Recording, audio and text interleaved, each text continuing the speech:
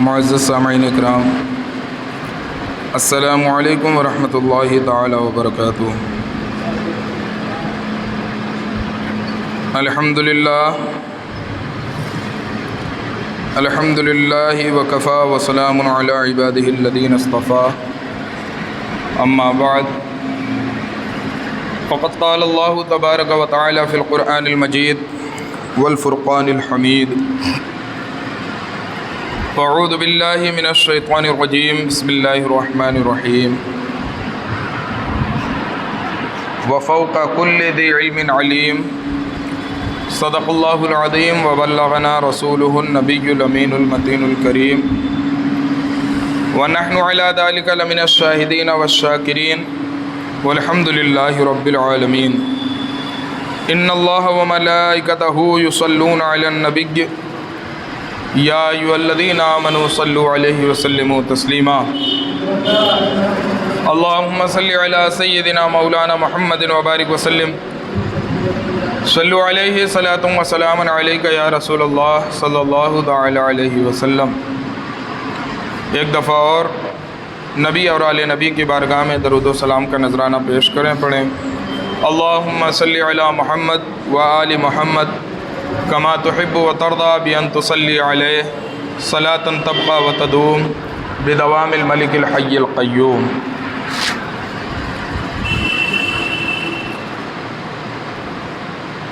وادی رضا کی کوہ ہمالا رضا کا ہے، وادی رضا کی کوہ ہمالا رضا کا ہے، جس سمت دیکھیے وہ علاقہ رضا کا ہے۔ وادی رضا کی کوہ ہمالا رضا کا ہے، جس سمت دیکھیے وہ علاقہ رضا کا ہے، اور دستار آ رہی ہے زمیں پر جو سر اٹھے، دستار آ رہی ہے زمیں پر جو سر اٹھے، کتنا بلند آج پھریرا رضا کا ہے، کتنا بلند آج پھریرا رضا کا ہے۔ کس کی مجال ہے کہ نظر بھی ملا سکے، کس کی مجال ہے کہ نظر بھی ملا سکے، دربار مصطفیٰ میں ٹھکانہ رضا کا ہے، دربار مصطفیٰ میں ٹھکانہ رضا کا ہے۔ اور الفاظ کہہ رہے ہیں دلیلوں کی دھار پر، الفاظ کہہ رہے ہیں دلیلوں کی دھار پر، چلتا ہوا قلم ہے کہ دھارا رضا کا ہے، چلتا ہوا قلم ہے کہ دھارا رضا کا ہے۔ وادی رضا کی کوہ ہمالا رضا کا ہے، جس سمت دیکھیے وہ علاقہ رضا کا ہے۔ عزیزان محترم، سامعین گرامی قدر،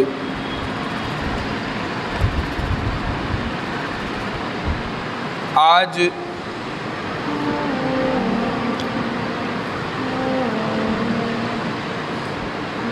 اس شخصیت کا یوم عرس ہے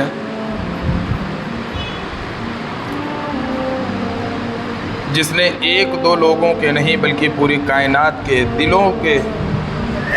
عشق رسول کی شمع کو روشن کیا ہے۔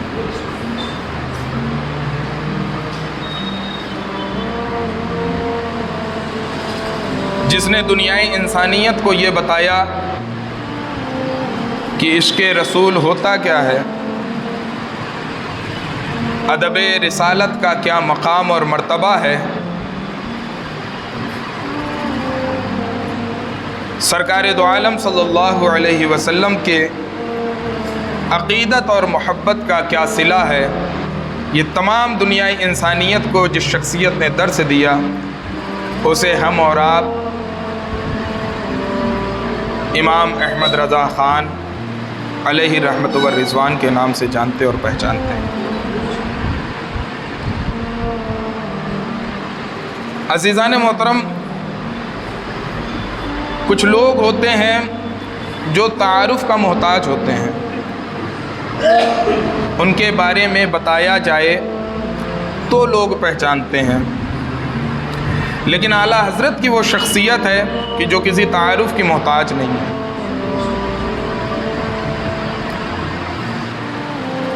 دنیا کے کسی بھی کونے میں نام بھی نہ لیا جائے، فقط اعلیٰ حضرت کہہ دیا جائے، تو سننے والا یہ جان جاتا ہے کہ کس کی بات ہونے والی ہے۔ اللہ رب العزت نے وہ مقام اور مرتبہ آپ کو عطا فرمایا۔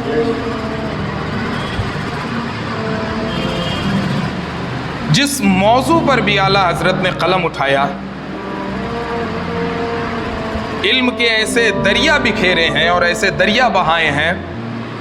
جس کا کوئی کنارہ نہیں، دلیلوں کے انبار لگا دیے جس چیز پر بھی آپ نے قلم اٹھایا۔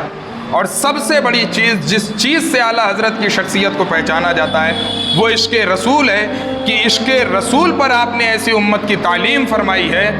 کہ ہر انسان، خواہ وہ چھوٹا ہو یا بڑا ہو، اعلیٰ حضرت کو صحیح معنی میں عاشق رسول کے نام سے جانتا اور پہچانتا ہے۔ عزیزان محترم،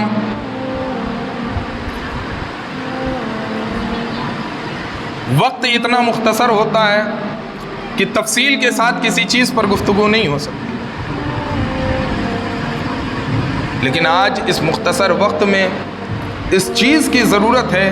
کہ ہم اعلیٰ حضرت کو پہچانے کی کون اعلیٰ حضرت ہے، اعلیٰ حضرت کیا تھے، علم میں کیا آپ کا مقام تھا، اور کیسی فقاہت اور بصارت اور بصیرت اللہ رب العزت نے آپ کو عطا فرمائی تھی، اس چیز کو سمجھنے کی آج ضرورت ہے۔ آج ایک طبقہ اعلیٰ حضرت سے نفرت کرنے لگا، اس کی وجہ یہی ہے کہ ہم نے اعلیٰ حضرت کو غلط طریقے سے لوگوں تک پہنچایا ہے، ورنہ وہ ذات جس نے عشق رسول کا درس دیا ہو اور بچے بچے کے دل میں ایسا عشق رسول بھر دیا ہو کہ جس کی مثال تاریخ انسانی میں نہیں ملتی ہے، اس کے بارے میں کوئی غلط تصور کرے، یہ انسانی ضمیر گوارا نہیں کرتا۔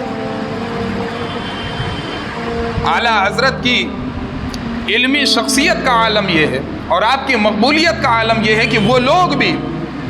جو اعلیٰ حضرت سے کسی وجہ سے اختلاف رکھتے ہیں، وہ علمی اختلاف ہو یا کسی اور بنیاد پر اختلاف ہو، اس معاملے پر سب خاموش ہوتے ہیں کہ یقیناً اگر عشق رسول کا درس کسی نے امت کو دیا ہے تو وہ اعلیٰ حضرت قدس سرہ کی ذات ہے۔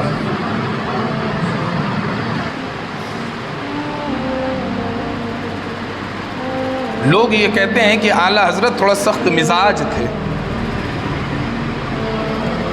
عزیزان محترم، آپ سخت مزاج تھے یا نہیں تھے میں اس پر نہیں گفتگو کرتا، میں ایک عالم کا جملہ اور اس کی بات یہاں پہ کوٹ کر دیتا ہوں کہ جو لوگ کہتے ہیں کہ اعلیٰ حضرت سخت مزاج تھے، تو وہ سن لیں کہ اللہ رب العزت نے کیوں ان کے اندر سختی رکھی۔ انہوں نے ایک مثال دی، مثال یہ دی کہ جب کہیں پر سیلاب آنے والا ہوتا ہے، مثلاً کوئی باندھ ہو، باندھ میں دراریں آ جائیں، ٹوٹنے کے کگار پر آ جائے، اور اس بات کا اندیشہ ہو کہ سیلاب آ جائے گا، تو وہاں ہلکی پھلکی چیزوں سے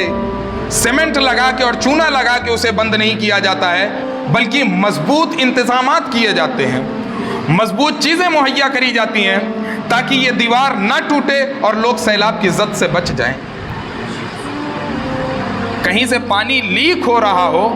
تو عزیزان محترم اس پہ تھوڑا بہت کچھ لگا کہ اسے روکا جا سکتا ہے، لیکن پانی سیلاب کی شکل میں آنے والا ہو تو اس میں تھوڑی بہت چیز سے کام نہیں چلتا ہے، بلکہ اس کے لیے مضبوط انتظامات کرنے پڑتے ہیں۔ وہ صاحب کہتے ہیں کہ اعلیٰ حضرت کے مزاج میں اللہ رب العزت نے سختی اس وجہ سے رکھی تھی کہ اعلیٰ حضرت جس دور میں آئے اس دور میں کوئی ایک دو فتنہ نہیں تھا، بلکہ فتنوں کا سیلاب آ رہا تھا، اور ان سیلاب کو روکنے کے لیے اعلیٰ حضرت کی شخصیت میں اس سختی کا ہونا ضروری تھا، ورنہ وہ سیلاب کبھی نہ رکتا۔ اللہ رب العزت نے اعلیٰ حضرت کے مزاج میں وہ سختی رکھ کے فتنوں کو ایسا بند کیا ہے کہ اب قیامت تک بھی ان میں سر اٹھانے کی طاقت اور جرت نہیں موجود۔ میرے عزیزوں، اعلیٰ حضرت سخت مزاج نہیں تھے، وہ باطل کے لیے سخت تھے، غلط کے لیے سخت تھے، جو شان رسالت میں گستاخیاں کرنے والے تھے ان کے لیے سخت تھے، اپنوں کے لیے تو اعلیٰ حضرت موم سے بھی زیادہ نرم تھے۔ عزیزان محترم، کون کون سے فتنے اعلیٰ حضرت کے دور میں نہیں اٹھے، کون کون سی باتیں اعلیٰ حضرت کے دور میں نہیں ہوئیں۔ شان رسالت کو گھٹایا گیا، اختیارات مصطفیٰ کا انکار کیا گیا، لیکن اعلیٰ حضرت نے ہر ایک کا منہ توڑ جواب دیا اور مدلل جواب دیا۔ اعلیٰ حضرت کی شاعری جو بارگاہ رسالت میں آپ نے نذرانہ پیش کیا، جسے ہم اور آپ حدائق بخشش کے نام سے جانتے ہیں، جہاں پر وہ ایک منظوم خراج عقیدت ہے، وہیں دوسری جانب وہ امت کو ایک عقیدہ بھی دیتے ہوئے نظر آتی ہے۔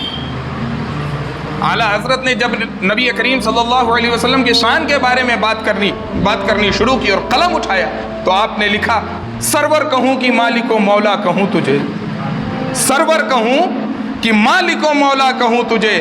باغ خلیل کا گل زیبا کہوں تجھے، باغ خلیل کا گل زیبا کہوں تجھے۔ اور مقطع میں آپ لکھتے ہیں، لیکن رضا نے ختم سخن اس پہ کر دیا۔ عزیزان محترم، پوری نعت شریف آپ پڑھتے جائیے، ایک سے ایک فضیلت پر مبنی اشعار ہیں، سرکار دو عالم صلی اللہ علیہ وسلم کی شان بیان کر رہے ہیں، ہر ایک چیز آپ نے بیان کی، لیکن آخر میں آپ نے اس بات پر قلم رکھ دیا کہ لیکن رضا نے ختم سخن اس پہ کر دیا، خالق کا بندہ خلق کا آقا کہوں تجھے، خالق کا بندہ خلق کا آقا کہوں تجھے۔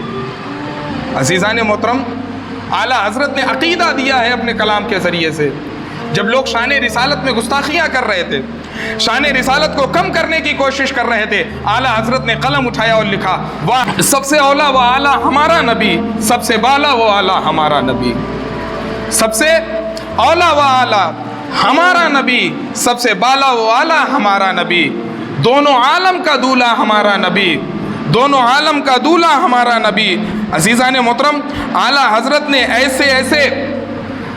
عشق رسالت کے موتی بکھیرے ہیں کہ اس کی مثال کہیں قریب میں موجود نہیں ملتی ہے۔ آپ فرماتے ہیں، جس کے آگے بجھ گئیں سبھی مشعلیں۔ لوگ شان رسالت پہ انگلیاں اٹھاتے تھے، اعلیٰ حضرت نے بتایا امت کو کہ نبی کریم صلی اللہ علیہ وسلم کا تو یہ مقام ہے کہ آپ کی آمد ہوئی تو وہ آگ جو کبھی نہیں بجھی تھی وہ بھی ماند پڑ گئی، وہ بھی بجھ گئی، جس کے آگے بجھ گئیں سبھی مشعلیں، جس کے آگے بجھ گئیں سبھی مشعلیں، جس کے آگے بجھ گئیں سبھی مشعلیں، شمع وہ لے کر آیا ہمارا نبی، شمع وہ لے کر آیا ہمارا نبی، اور اپنے مولا کا پیارا ہمارا نبی۔ عزیزان محترم، اعلیٰ حضرت فرماتے ہیں، اور کوئی اپنی طبیعت سے نہیں کہا، جو حدیث میں سرکار کی فضیلت بیان کی گئی، جو قرآن میں سرکار کی عظمت کو بیان کیا، آپ نے اسی کو منظوم طریقے سے اپنے کلام میں پیش کیا۔ آپ فرماتے ہیں، اپنے مولا کا پیارا ہمارا نبی، دونوں عالم کا دولہا ہمارا نبی، دونوں عالم کا دولہا ہمارا نبی۔ اور ایک عقیدہ دیتے ہوئے، جہاں لوگ تبرکات کا، جہاں لوگ نبی کریم صلی اللہ علیہ وسلم کے تبرکات کا انکار کرتے ہیں، آپ نے اسی کلام میں ایک عقیدہ دیتے ہوئے امت کو یہ درس دیا، جس کے تلووں کا دھون ہے آب حیات۔ عزیزان محترم، یہ کوئی اعلیٰ حضرت نے اپنی طبیعت سے یہ باتیں نہیں کی ہیں، یہ حدیث میں چیزیں موجود ہیں، اور اسی حدیث کو منظوم شکل میں اعلیٰ حضرت نے امت کے سامنے پیش کیا ہے۔ آپ فرماتے ہیں، جس کے تلووں کا دھون ہے آب حیات۔ یہ صحابہ اکرام کا طریقہ رہا ہے کہ آقا کریم صلی اللہ علیہ وسلم کا دھون لے کر جاتے تھے، بیماروں کو پلاتے تھے، اللہ رب العزت اس دھون کی برکت سے انہیں شفا دے دیتا تھا۔ اعلیٰ حضرت اسے کوٹ کرتے ہوئے فرماتے ہیں، جس کے تلووں کا دھون ہے آب حیات، ہے وہ جانے مسیحا ہمارا نبی، ہے وہ جانے مسیحا ہمارا نبی۔ عزیزان محترم، آج ہم اعلیٰ حضرت کی شخصیت کو نہیں پہچانتے، آج ہم نے صرف اعلیٰ حضرت کے ایک پہلو کو لے لیا جو حالات کا تقاضا تھا۔ یقیناً اعلیٰ حضرت نے اس پر بہت بہتر کام کیا، لیکن میرا سوال یہ ہے کہ ہم علمی اعتبار سے اعلیٰ حضرت کو کیا جانتے ہیں، شخصی اعتبار سے ہم اعلیٰ حضرت کو کیا جانتے ہیں؟ ہم صفر ہیں اس معاملے میں۔ اللہ رب العزت نے علم کے میدان میں وہ مقام عطا فرمایا تھا، وہ مقام عطا فرمایا تھا کہ تاریخ میں ایسی مثال بہت کم نظر آتی ہے۔ حضور صدر الشریعہ علامہ امجد علی خان، علامہ امجد علی اعظمی علیہ الرحمۃ والرضوان، جو مصنف بہار شریعت ہیں، وہ فرماتے ہیں کہ ہم ایک دفعہ اعلیٰ حضرت کی بارگاہ میں گئے اور ان سے عرض کیا کہ حضور ایک فتویٰ لکھا ہے، اس کا جزیہ نہیں مل رہا ہے۔ جزیہ کا مطلب یہ ہوتا ہے کہ مثلا ہم نے کوئی مسئلہ بیان کیا، اب فقہ کی وہ مسئلہ کس کتاب میں لکھا ہوا ہے، فقہ کی کس کتاب میں وہ مسئلہ موجود ہے اور کس جگہ پر موجود ہے، اسے نقل کرنا پڑتا ہے۔ صرف اردو میں فتوے میں یہ لکھ کے دے دینا کہ ایسا کرنا جائز ہے ناجائز ہے، اتنا اصول کے اعتبار سے کافی نہیں ہوتا، بلکہ اس کے لیے کسی فقہی کتاب سے اس عبارت کو بھی نقل کرنا پڑتا ہے کہ اس عالم کا بھی یہی نظریہ ہے کہ ایسا کرنا درست اور ایسا کرنا غلط ہے۔ حضور صدر الشریعہ فرماتے ہیں کہ ہم اعلیٰ حضرت کے پاس گئے اور عرض کی کہ حضور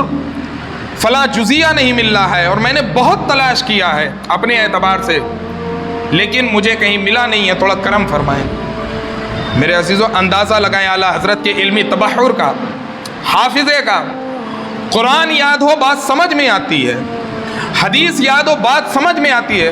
لیکن اعلیٰ حضرت کا یہ کمال تھا کہ جتنی کتابیں آپ نے مطالعہ کر رکھی تھی، ہر کتاب آپ کو ازبر تھی، اور صرف ازبر ہی نہیں بلکہ کون سی چیز کس صفحہ پر، کس سطر میں اور کتنی دوری پر موجود ہے، اعلیٰ حضرت کو یہ تک یاد رہا کرتا تھا۔ میرے عزیزوں، جب حضور صدر الشریعہ نے پوچھا کہ حضور کرم فرمائیں مجھے یہ جزیہ نہیں مل رہا ہے، تو آپ نے فرمایا کہ امجد علی در مختار اٹھاؤ، اس کا فلاں صفحہ کھولو، فلاں صفحہ کے فلاں سطر میں جا کر دیکھو، وہاں پہ یہ جزیہ موجود ہے۔ حضور صدر الشریعہ فرماتے ہیں کہ ہم بھاگ کر گئے، کہیں ایسا نہ ہو کہ میرے ذہن سے وہ بات نکل جائے۔ ہم گئے، کتاب کو اٹھایا، کھولا تو ہو بہو جو سطر اور جو صفحہ اعلیٰ حضرت نے فرمایا تھا، اس عبارت کو ہم نے اسی جگہ پر پا لیا۔ میرے عزیزوں، اعلیٰ حضرت کا یہ علمی مقام ہے، یہ بھی سمجھنا چاہیے کہ اللہ رب العزت نے اعلیٰ حضرت کو کیسا علم عطا فرمایا تھا۔ وہ مسئلے جس پہ علماء عرب قلم رکھ دیا کرتے تھے، ایک مسئلہ آیا تھا جب یہ روپیوں کا چلن پیدا ہوا، جب یہ نوٹ آئے، سکے وجود میں آئے، تو ایک مسئلہ پیدا ہو گیا تھا۔ ہم تو ہر چیز استعمال کرنے کے عادی ہوتے ہیں نا، لیکن علماء جو ہوتے ہیں وہ پہلے تحقیق کرتے ہیں کہ اس چیز کو کرنا جائز ہے یا ناجائز ہے۔ تو جب یہ سکوں کا رواج پیدا ہوا، استفتاء کیا گیا علماء عرب کے پاس کہ کیا ان روپیوں کا استعمال، یہ سکوں کا استعمال جو حکومت نے رائج کیا ہے، اس کے ذریعے سے خرید و فروخت کرنا جائز ہے یا ناجائز ہے؟ کہیں ایسا تو نہیں ہے کہ ہم اس کے ذریعے سے کوئی چیز خرید و فروخت کریں تو اس میں سود کا تحقق ہو جائے، ربا کا تحقق ہو جائے؟ ہماری رہنمائی فرمائیں۔ پورے علماء عرب کے پاس یہ فتویٰ گیا، ان کے دارالافتاء میں پہنچایا گیا، لیکن کوئی بھی اس کا جواب نہ دے سکا، اور آخر میں یہ لکھ کر انہوں نے قلم رکھ دیا کہ اللہ رب العزت عنقریب کوئی ایسا شخص پیدا کرے گا جو اس مسئلے میں امت کی رہنمائی فرمائے گا۔ اور لوگوں نے وہ دیکھا کہ بریلی کی سرزمین پر امام احمد رضا پیدا ہوئے، اور جب آپ کی بارگاہ میں یہ مسئلہ پیش کیا گیا تو آپ نے صرف ایک دو سطر میں نہیں بلکہ اس کے جواب میں پورا رسالہ لکھ کر شائع فرما دیا اور امت کی رہنمائی فرما دی۔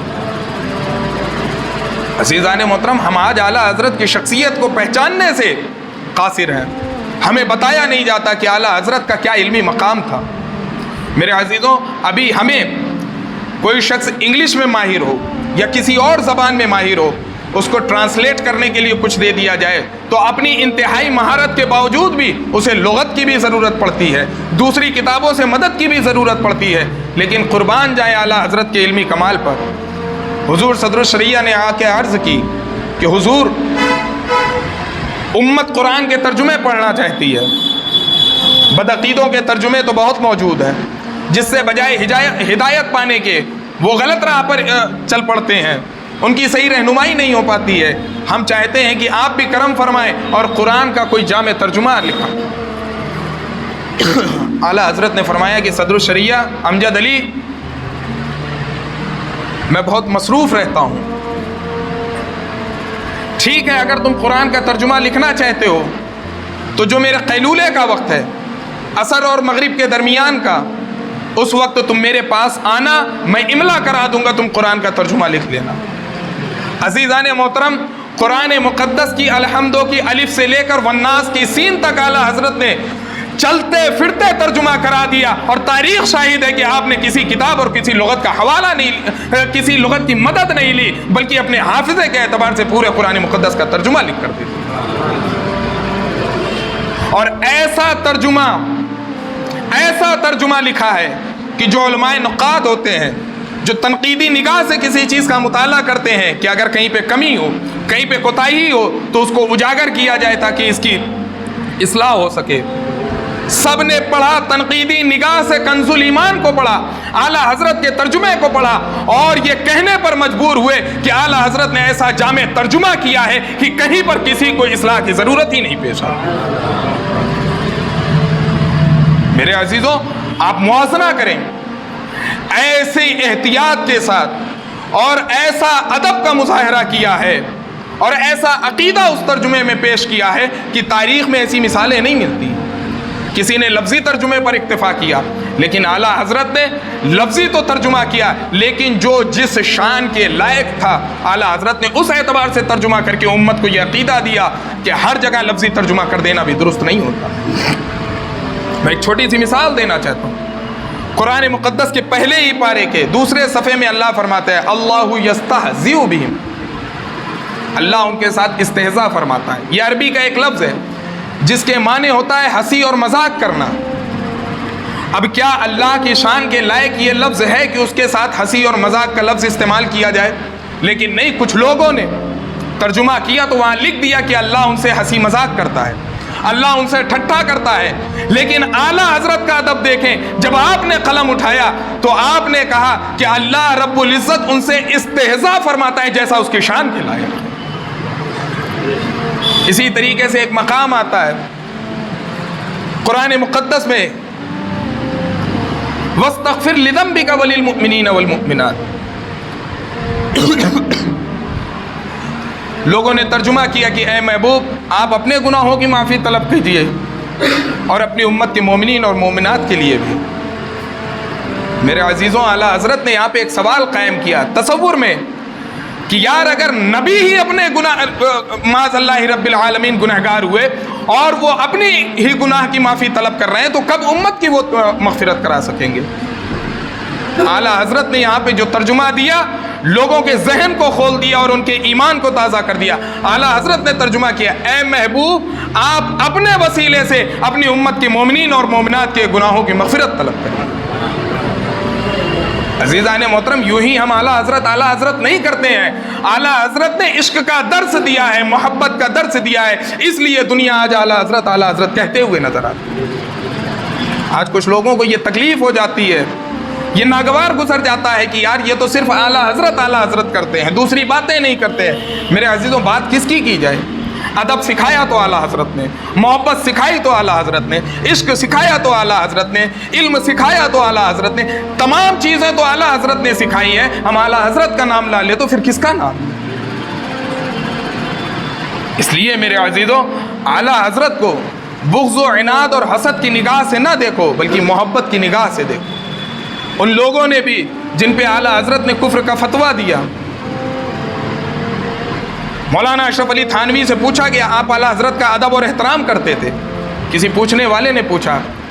کہ آپ اعلیٰ حضرت کا، احمد رضا کا ادب کرتے ہیں جبکہ اس نے تو آپ کو کافر کہا ہے۔ جواب سنیں، وہ کہتے ہیں کہ اعلیٰ حضرت نے مجھے آپسی دشمنی میں نہیں کافر کہا، مجھے بغض و حسد میں کافر نہیں کہا ہے، بلکہ عشق رسول کی بنیاد پر کافر کہا ہے، اور مجھے امید ہے کہ اللہ رب العزت ان کی مغفرت فرما دے گا۔ میرے عزیزوں، یہ نظریہ اس کا ہے جسے اعلیٰ حضرت نے کافر کہا ہے۔ آج ہم لوگ ان کی باتیں سن کے اعلیٰ حضرت پہ تنقید کرتے ہیں، برا بھلا کہتے ہیں۔ نہیں میرے عزیزوں، عقیدت و محبت سے پڑھو تو پتہ چلے گا کہ اعلیٰ حضرت کس شخصیت کا نام ہے۔ 30 جلد میں آپ کے فتوے چھپتے ہیں۔ میرے عزیزوں، یہاں مفتیان کرام وہ کسی بھی مکتب فکر کا ہو، کہیں نہ کہیں چاہے وہ چوری چھپے ہی ہو، اعلیٰ حضرت کے فتوے کی مدد لیے بغیر وہ جلدی مسائل کو حل نہیں کر سکتا۔ کوئی ایسا گوشہ، کوئی ایسا کونا، کوئی ایسا مسئلہ اعلیٰ حضرت نے نہیں چھوڑا ہے جس پہ آپ نے قلم نہ اٹھایا ہو اور اس کا مدلل جواب نہ عطا کیا۔ میرے عزیزوں، اور صرف اعلیٰ حضرت صرف دین کے ہی معاملے میں نہیں بلکہ دنیا کے معاملے میں بھی ایسے ماہر تھے کہ اس کی مثال کتابوں میں موجود ہے۔ علی گڑھ کے ایک پروفیسر ہے، بس اس آخری واقعے سے میں اپنی بات ختم کرتا ہوں۔ علی گڑھ کے ایک پروفیسر تھے، وہ فرماتے ہیں کہ جغرافیہ کا ایک مسئلہ پھنس گیا تھا۔ میں نے بڑے بڑے پروفیسروں سے، ہندوستان کی تمام بڑی یونیورسٹی کے پروفیسروں سے ملاقات کی، ان کے سامنے اس مسئلے کو رکھا کہ اس مسئلے کو حل کر دیجئے، لیکن سب کے سب اس مسئلے کو حل کرنے سے قاصر نظر آئے۔ ہر ایک نے قلم اٹھا دیا کہ یہ مسئلہ میرے بس کا نہیں ہے۔ علامہ ظفر الدین بہاری فرماتے ہیں کہ چونکہ ان سے میرے دوستانہ تعلق تھے، ان پروفیسر صاحب سے، انہوں نے مجھ سے ذکر کیا کہ ظفر الدین، میں اس مسئلے کو حل کرانے کے لیے برطانیہ جا رہا ہوں، میں نے وہاں کا ٹکٹ لے لیا ہے، فلاں دن میری فلائٹ ہے، کیونکہ میں نے بہت کوشش کی کہ یہ مسئلہ ہندوستان میں حل ہو جائے، لیکن یہ مسئلہ حل نہیں ہوا، اب اس کے حل کے لیے میں برطانیہ جا رہا ہوں۔ جب علامہ صاحب کے کان میں یہ بات پڑی تو انہوں نے فرمایا